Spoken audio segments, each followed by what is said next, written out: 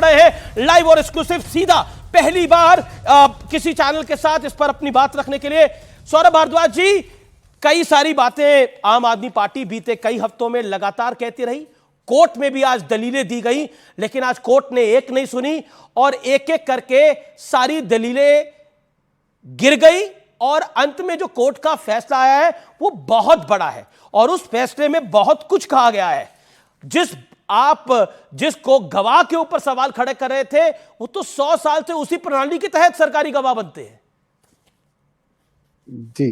जी अमित जी, मैं आपकी बात से कुछ हद तक सहमत रहूंगा, मगर आप तो बहुत पुराने पत्रकार हैं, आप ये बात जानते हैं, डिस्ट्रिक्ट कोर्ट के फैसले में अगर कमी होती है तो हाई कोर्ट उसके फैसले अक्सर पलटता है और अक्सर हाई कोर्ट के फैसलों में अगर गलती नजर आती है तो सुप्रीम कोर्ट उन फैसलों को पलटता है। तो ये पूरी तरीके से संभव है कि हाई कोर्ट के फैसले गलत हों, ऐसा नहीं मैं कह रहा कि जानबूझ के गलत हो, मगर ये प्रणाली है, एक जज जो है वो भी एक इंसान है, उससे भी गलती होती है। तो मैं बहुत सम्मान के साथ जो है ये कहूंगा कि ये जो फैसला है इससे हम सहमत नहीं हैं और हमारा मानना है कि हम सुप्रीम कोर्ट जाएंगे और इस फैसले को हम चुनौती देंगे। और अक्सर देखा गया है जी सौरभ जी कि हाई कोर्ट के मामले के अंदर कमियां निकाल के सुप्रीम कोर्ट ने उस मामले को पूरी तरीके से पलट दिया है।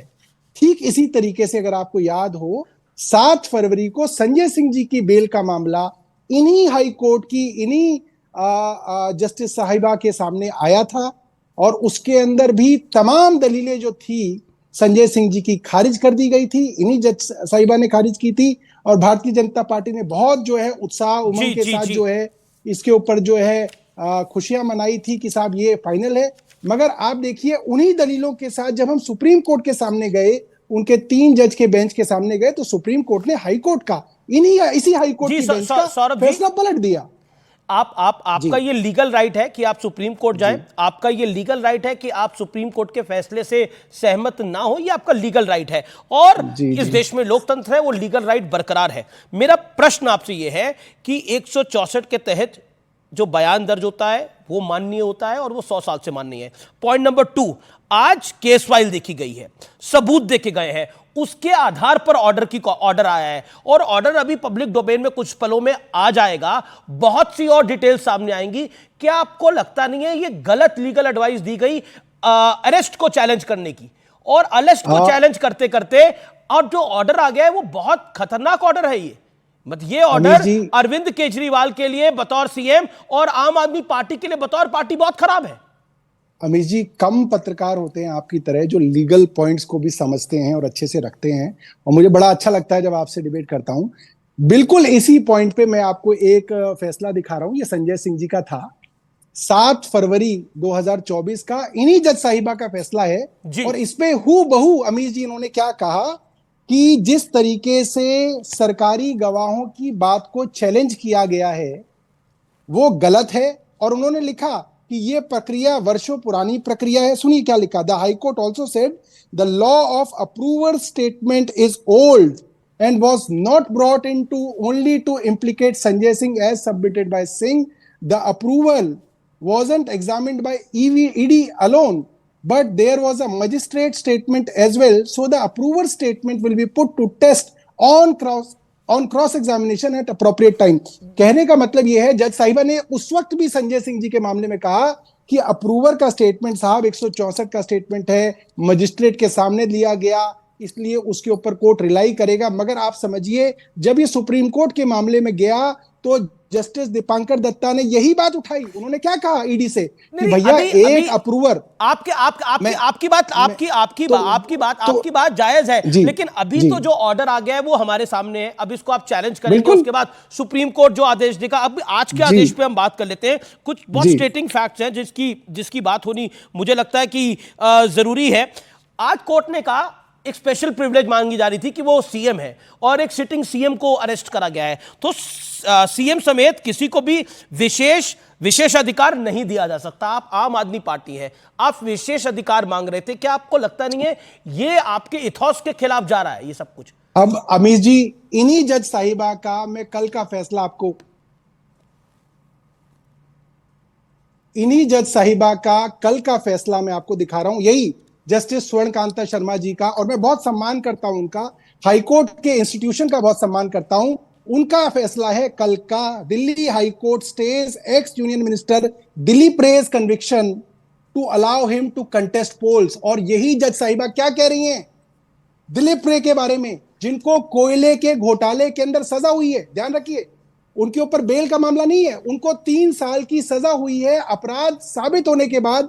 ये जज साहिबा उनके विषय में कह रही हैं कि क्योंकि इनका बड़ा लंबा पॉलिटिकल करियर रहा है और लोकसभा का और विधानसभा का इलेक्शन आ रहा है, तो इसलिए इनकी कन्विक्शन को स्टे करना पड़ेगा। देखिए, आप जस्टिस स्वर्णकांता शर्मा के आप किसी भी ऑर्डर को लेके आ सकते हैं, वो आपका एक राइट हो सकता है, उस पर आप अपना व्यू पॉइंट रख सकते हैं आपकी इसमें। लेकिन आप इसको आप जस्टिस स्वर्णकांता शर्मा के ऊपर क्या कोई आरोप लगाना चाह रहे हैं ये बातें बोलकर? बिल्कुल भी नहीं भाई, मैं तो इतना जो है सम्मान करता हूं, मगर मैं ये कह रहा हूं जो आपने विषय उठाया कि उन्होंने कहा कि पॉलिटिकल सीएम हैं, तो इसके लिए कोई गुंजाइश नहीं। उन्हीं जज साहिबा ने कल अपने ऑर्डर में कहा क्योंकि दिलीप रे का एक लंबा करियर रहा, क्योंकि ये जस्टिस की बात है, सिटिंग जस्टिस की बात है, मैं इसलिए इसमें आपको एक बात टोकना चाहूंगा। ये तमाम दलीलें आज आपने कोर्ट में भी रखी होंगी, दिलीप रे की बात भी रखी होंगी, लेकिन उसके बावजूद आज राहत नहीं मिली है ना।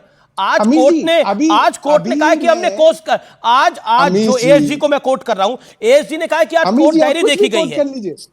अमीश जी देखिए, मैं क्या कह रहा हूं, क्या कहा कोर्ट ने, इसी कोर्ट ने क्या कहा, as stated above, the elections are to be held in the year 2024. He is 71 years of age and multiple appeals and cross appeals have been filed, which will take long time to be heard and not likely to be heard and decided in the near future. In the case of applicant Mr. Ray's prayer, if it is not allowed, पर हम रे साहब का case discuss नहीं कर रहे ना sir अभी। Election Saurabh ji with all due respect, हम रे साहब का केस तो डिस्कस नहीं कर रहे। हम इस समय अरविंद केजरीवाल पर जो ऑर्डर आया है, और उस ऑर्डर में स्पष्ट रूप से लिखा गया है कि आप कन्वीनर और दिल्ली सीएम के तहत उनकी भूमिका है। अब इसके बाद क्या बचता है बचाने को? क्या जेल से अभी भी सरकार चलेगी? अमीश जी, आपका सवाल था कि कोर्ट ने खारिज कर दिया कि ये सीएम हो या कोई भी हो, हमसे कोई फर्क नहीं पड़ता, कानून सबके लिए एक है। मैं ये कह रहा हूं कि इन्हीं जज साहिबा ने कल ये कहा है कि दिलीप रे का इतना लंबा पॉलिटिकल कैरियर है, इनको चुनाव लड़ना है, इसलिए उनकी कन्विक्शन स्टे की है। तो ऐसा नहीं है कि ये दलील खारिज है, ये दलील कोर्ट के सामने मान्य है। और कल इसी कोर्ट ने इसी दलील पे दिलीप रे, जिनको कोयले घोटाले के अंदर 3 साल की सजा हो रखी है, उनकी कन्विक्शन स्टे करी। ये तो फिर आप गोल पोस्ट बदल रहे हैं ना। नहीं अच्छा, मैं फिर बोल रहा हूं, देखिए मैं कह रहा हूं आप फिर गोल पोस्ट बदल रहे हैं। मामला फिर आप पहले कह रहे थे ये ईडी, आप फिर कह रहे थे ईडी सरकार की एजेंसी की तरह काम कर रही है, आप आरोप लगा रहे थे। एक सेकेंड, आज कोर्ट ने कहा ये ईडी और केजरीवाल का मामला है, इसमें केंद्र सरकार कहीं नहीं आती है, ये कहा आज कोर्ट ने, यही कहा ना आज हाई कोर्ट ने। तो क्या तो हम किसी इंस्टीट्यूशन पे तो बिलीव करेंगे, अगर हाई कोर्ट का निर्णय आ गया है। एक सौरभ जी, मैं अपनी बात को समाप्त करूं फिर आप अपनी बात रखिए। अगर हाई कोर्ट का निर्णय आ गया तो कहीं तो विराम लगाना पड़ेगा, नहीं तो फिर ये मामला आगे बढ़ेगा। और मेरा निवेदन है कि हम कुछ भी ऐसी बात ना बोले जो कंटेम्प्ट ऑफ कोर्ट हो, मेरा निवेदन। अमीश जी, सवाल से बड़ा जवाब होगा, जवाब से बड़ा सवाल नहीं होगा जी। मैं कंटेम्प्ट ऑफ कोर्ट नहीं कर रहा, मैं ये कह रहा हूं कि इस अखबार में लिखा हुआ है, ये जो न्यूज आइटम दिखा रहा हूं कि दिलीप रे भारतीय जनता पार्टी से उड़ीसा से चुनाव लड़ेंगे। मैं ये नहीं कह रहा कि जज साहिबा को ये बात पता होगी, उन्हें कैसे पता हो सकती है, वो तो जज हैं। मगर इस अखबार के अंदर ये लिखा हुआ है कि वो उड़ीसा से भारतीय जनता पार्टी का चुनाव लड़ने वाले हैं। और मैं आपका जवाब इसलिए दे रहा था क्योंकि जब आपने पूछा कि कोर्ट ने कहा कि नहीं पॉलिटिकल आदमी को कोई रियायत नहीं, तो मैं ये कह रहा था कि इसी कोर्ट से कल पॉलिटिकल आदमी को रियायत मिली है और ऑर्डर में लिखा गया है कि क्योंकि वो पॉलिटिक्स कर रहे हैं और 71 साल के हैं और वर्षों से कर रहे हैं, और अगर उनकी कन्विक्शन को स्टे नहीं किया गया तो वो चुनाव नहीं लड़ पाएंगे और उनका बहुत बड़ा नुकसान हो जाएगा। लिहाजा लेकिन चलिए अब थोड़ी स्टेट पॉइंट पे बात कर लेते हैं। मैंने आपको भरपूर मौका दिया। ईडी की जांच में पता लगा है कि अरविंद केजरीवाल निजी और पार्टी के संयोजक के तौर पर इस पूरे मामले में शामिल हैं। इस पर आप क्या कहना चाहते हैं? अब देखिए, ये जो संजय सिंह जी की जो बेल का मैटर था, उसमें भी इसी तरीके के जो ईडी के तर्क थे, वो इसी कोर्ट ने कहा कि ये तर्क मुझे सही लगते हैं, इसलिए मैं बेल नहीं दे रही। वही तर्क अमीश जी जब हमने 3 जज बेंच सुप्रीम कोर्ट के सामने रखे तो उसी देश की सबसे बड़ी अदालत ने कहा नहीं, हम हाई कोर्ट से सहमत नहीं है, हम ईडी के तर्कों से सहमत नहीं है, हम संजय सिंह को उन्हीं तर्कों पे बेल दे रहे हैं जिन तर्कों पे हाई कोर्ट ने बेल नहीं दी। तो मैं ही अमीश जी कह रहा हूं कि ये देश की सबसे बड़ी अदालत नहीं है, हाई कोर्ट है। बिल्कुल सबसे बड़ी अदालत नहीं है, लेकिन अभी इसी अदालत का फैसला मानने होगा। जब तक सबसे बड़ी अदालत सुप्रीम कोर्ट फैसला नहीं दे देती तब तक इसी अदालत का फैसला मानने होगा। आज क्योंकि केस फाइल देखी गई है, क्योंकि आप बार बार कह रहे थे अरेस्ट इलीगल है, कुछ सबूत नहीं है, आज तो सब कुछ सामने आ गया। तो क्या आपको लगता नहीं है कि अब यहां पर अरविंद केजरीवाल का पद पे बने रहना आम आदमी पार्टी के लिए वाकई बहुत नुकसानदायक होगा पॉलिटिकली? जनता को क्या जवाब देंगे? कि इतने बड़े कोर्ट के फैसले में मैंने भी सुना था, आपने भी सुना होगा, कहीं पे अगर एक लाइन भी स्वर्णकांता शर्मा जी ने कही हो, जस्टिस साहब ने कही हो कि नहीं आप ये सीएम नहीं रह सकते, तो मैं आपकी बात मान लूंगा। 3 बार हाईकोर्ट, लेकिन वो तो जयललिता जी को भी नहीं कहा था सौरभ जी, वो तो जयललिता जी को भी नहीं कहा था, वो तो लालू यादव को भी नहीं कहा था, वो तो किसी को नहीं कहा था, वो तो लाल कृष्ण आडवाणी जब आरोपी बने थे तब भी नहीं कहा गया था, जब मदन लाल खुराना हवाला केस में आरोपी बने थे तब भी नहीं कहा गया था, लेकिन इस्तीफा दिए गए थे। नहीं, मगर कहीं नैतिकता होती है या नैतिकता नहीं है? हमारे यहाँ अमीश जी, भारतीय जनता पार्टी जो कहेगी उसके हिसाब से हम अपनी नैतिकता करेंगे क्या? नहीं, मैं तो जयललिता की बात कर रहा हूं, बीजेपी की नहीं है, लालू यादव बीजेपी के नहीं है। नहीं, कौन मांग रहा है इस्तीफा? तो बीजेपी मांग रही है। इस्तीफा उन्होंने दिया था, मैं कोर्ट कर रहा हूं उनको, उन्होंने इस्तीफा दिया था। आज इस्तीफा, अच्छा अमीश जी ये बताइए, आज इस्तीफा कौन मांग रहा है? कोर्ट मांग रही है, अमीश मांग रहे हैं। मैं नैतिकता की बात कर रहा हूं, नैतिकता का क्या तकाजा है सौरभ भाई? ऑल सरेंडर, बताइए नैतिकता का तकाजा क्या है? क्या सरकारें जेल से चल सकती हैं? क्योंकि जेल के अंदर, जेल की मैनुअल के हिसाब से आप जो भी पेपर साइन करते हैं वो पेपर आपको जेलर को दिखाना पड़ता है, और उस मैनुअल के हिसाब से जेल से सरकार चल ही नहीं सकती, तो चलाएंगे कैसे? तो दिल्ली वालों के हित का तो नुकसान होगा इससे। अब नैतिकता का तकाजा तो ये है, जिस हेमंत बिस्व शर्मा के खिलाफ भारतीय जनता पार्टी ने कैंपेन चलाई कि ये सबसे भ्रष्ट आदमी है, बुकलेट बांटी, उसको उन्होंने अपना मुख्यमंत्री बना लिया। वो पहले सबसे भ्रष्ट था, आज वो असम का भारतीय जनता पार्टी का मुख्यमंत्री है।